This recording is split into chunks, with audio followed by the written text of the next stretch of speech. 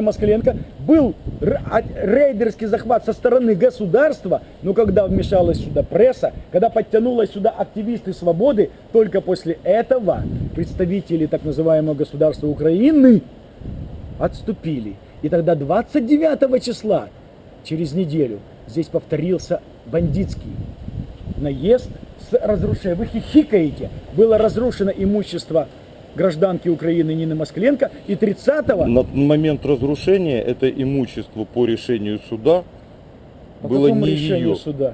Какое имущество? Какое решение суда? Значит, это решение суда не вступило в законную силу. Сейчас идет кассационное проваджение.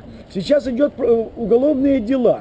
И поэтому сегодня, какое я не число? напрягаюсь. Сегодня 3 августа, сегодня 3 августа. Можно. И до сих пор, А ваши? ни одно решение суда выполнено покажемо. не было.